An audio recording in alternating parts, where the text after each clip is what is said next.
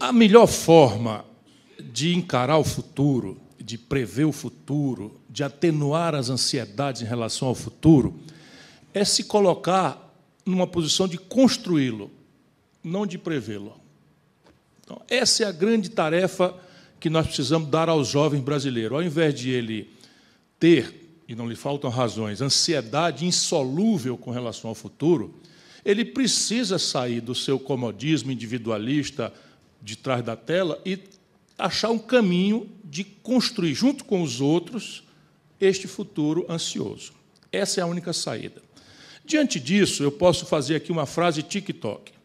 O Brasil tem todos os atributos físicos e humanos para ser uma nação não só de extraordinário êxito, mas uma nação exemplar de um êxito civilizatório ainda não experimentado pela humanidade, por uma série de atributos que só o Brasil tem. Atributos culturais, religiosos, étnicos, que estão sendo, inclusive, bombardeados por um identitarismo vesgo que nós estamos aceitando importar dos Estados Unidos e que negam determinadas virtudes como se fossem defeitos trágicos, porque eles parecem defeitos trágicos dos Estados Unidos, mas entre nós brasileiros, a mim me parece, salvo o melhor juízo, porque eu também tenho que ter cautelas politicamente corretas, e eu estou pegando um abuso imenso desse tipo de identitarismo vesgo que obnobila, vocês conhecem essa palavra? Que inibe, que impede a gente de raciocinar as evidências com a nossa própria capacidade de observação da vida. O que eu estou falando? Etnia. A mestiçagem que o Brasil experimentou não é um defeito, como estão querendo nos provar. Isso não nega a necessidade de você afirmar o reparo histórico a 380 anos de escravidão. Não, de forma nenhuma. Mas você apostar na segregação é um problema americano. Foram a uma guerra civil por isso. E você apostar na mestiçagem é uma alternativa à brasileira historicamente considerada. Eu não vou fazer aqui um tratado sociológico, eu quero só afirmar de novo, agora saindo do TikTok, que o Brasil, no TikTok, é uma nação que tem tudo para dar certo, mas está caminhando exatamente no rumo errado. Essa é a frase para o TikTok. Então, o que é isto? Então, quais são os fatores, vamos lá, estratégicos, assim, até cacete, desagradável da gente explicar e tal, mas a gente precisa fazer força para parar de se acostumar com verdades superficiais, epidérmicas, aligeradas, que parecem ser simpáticas e boas da gente ouvir, mas que não acrescentam nada à nossa perplexidade diante dos problemas. Os problemas, sendo complexos, exigem soluções relativamente complexas também.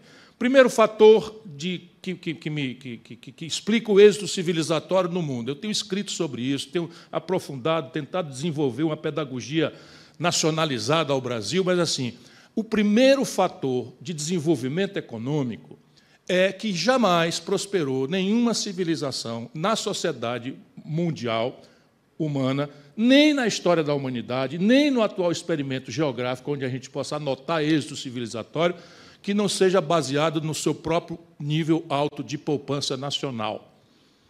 O que quer dizer isso? Isso quer dizer o seguinte, que o que financia desenvolvimento é a capacidade que uma nação tenha ou deixa de ter de construir um alto nível de formação bruta de capital, dizem os economistas brilhantes, digo eu, capacidade de poupança para sustentar o desenvolvimento. O Brasil não tem poupança. Por um conjunto desastrado de políticas, que eu vou dar algumas caricaturas, o Brasil hoje tem 16% do PIB de formação bruta de capital. As nações mais pobres do mundo têm 30%, 28%, 29% e tal. E o Brasil, sem 22%, não sai do atoleiro de 2 de fração no crescimento anual, o que são absolutamente insuficientes para superar nosso atraso e o acúmulo de problemas graves que a sociedade brasileira tem. Quer ver o exemplo prático do que eu estou querendo falar? Só as políticas sociais compensatórias do Brasil, Bolsa Família e BPC, investem mais de 2 vezes o que nós investimos em educação, tendo por fonte o Orçamento Geral da União. Compreendem? Este país gasta com BPC, benefício de prestação continuada, e Bolsa Família, que são políticas sociais compensatórias, o dobro no atual Orçamento da União do que esse país aplica em educação. Guarde esse dado, mas se eu acrescentar que o país gasta R$1 trilhão em números redondos com previdência social, que também é uma etapa de consumismo, você vai, então, que nós temos 4 vezes em políticas sociais compensatórias e seguridade social o que aplicamos no investimento de futuro, que é a educação. É simples de entender, concretamente. Ou a gente inverte isso e a melhor oportunidade está se dissipando. Quando eu começo a brigar por essas coisas e virar o chato da República, etc., etc., o Brasil era um país jovem. Nós tínhamos 5, 6 trabalhadores ocupados formalmente para um aposentado. Essa janela demográfica está fechando aceleradamente. Hoje nós temos 1,4 trabalhadores brasileiros ocupados formalmente para cada aposentado.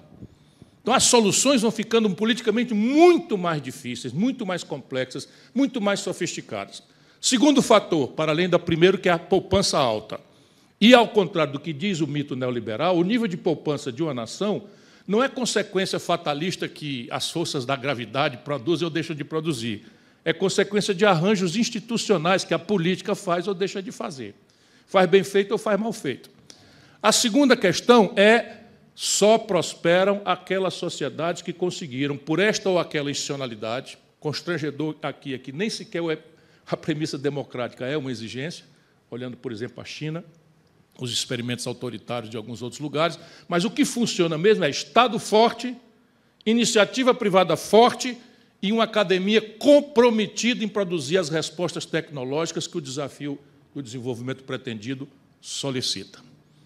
O Brasil é confusão. Ainda ontem, 7 de setembro, nós assistimos manifestações em que uma massa de pessoas vestidas de amarelo, no Dia Nacional do país, foram cobertas por uma bandeira dos Estados Unidos, que vem a ser a potência que está nos atacando economicamente com o tarifaço.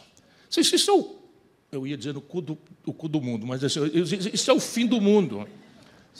Isso é o fim do mundo. O Caetano Veloso fala assim, então, num verso, então eu me sinto autorizado a imitar o Caetano Veloso, sem a verve. Né? Posso, né? Então veja. Então, repare, o Brasil tem uma confusão ideológica irracional que o mundo que resolveu seus problemas superou há muito tempo. Alguém mencionou aqui o Deng Xiaoping. Ora, a China só vira a portentosa experiência de desenvolvimento quando o Partido Comunista Chinês entende que não adianta nada ter os fatores de produção monopolizados por um Estado dirigido por um partido único, e funda uma burguesia privada nacional. Aí explode a China. Os americanos fazem a retórica liberal para o mundo inteiro, etc., etc., em todos os momentos e setores e oportunidades em que eles são protagonistas, sob o ponto de vista competitivo. Então, eles são protagonistas, e neste setor advogam o liberalismo. Eles são frágeis, ou neste ou aquele outro setor, eles viram protecionistas. Essa discussão hoje não precisa mais ser tão retórica, porque o Trump, pelo menos, tirou a máscara. O que ele está fazendo? O Trump está fazendo uma política industrial de comércio exterior truculenta, apressada, grosseira, mas sabe quanto ele arrecadou de tarifas em 6 meses? Ele arrecadou 7% do cavalar déficit fiscal norte-americano, 152 bilhões de dólares.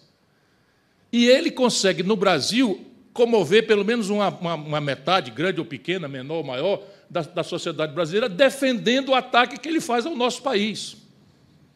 E esse país está doente, está profunda e patologicamente doente é pleonasmo, mas a doença é tão grave que é uma doença doente, realmente. É um negócio muito sério. Terceiro fator, já está demonstrado, nenhuma sociedade nacional se desenvolveu êxito civilizatório sem uma aposta em gente. O Brasil tem metade da escolarização argentina. O Brasil não sabe nada de inteligência artificial. Nós vimos aqui o painel de comércio exterior, nós estamos falando em carne, em laranja, em suco de não sei de quê, suco de laranja, soja, milho. Eu não vi falar numa geladeira, que é um rudimento tecnológico. Geladeira, porque é irrelevante. É irrelevante, nós estamos indo embora das possibilidades de contemporaneidade. Por quê? Porque nossa aposta em gente volta àquele número. Nós apostamos 5 vezes mais entre seguridade social e políticas sociais compensatórias do que em educação. Então é o seguinte, o lado crítico é que a situação é essa. O lado generoso é que tudo isso aqui é tarefa politicamente resolvível. Depende de nós. Eu posso acrescentar um dado só para mostrar para a juventude que não tem defeito genético. Em 1980, quando a ditadura ruiu no Brasil, o PIB brasileiro era maior do que o da China. 1980 é ontem. O PIB brasileiro era maior do que o da China, com uma população que a China era 800 mil habitantes e o Brasil 130 mil. O que aconteceu para o PIB da China ser 20 vezes maior do que o do Brasil hoje? É a política.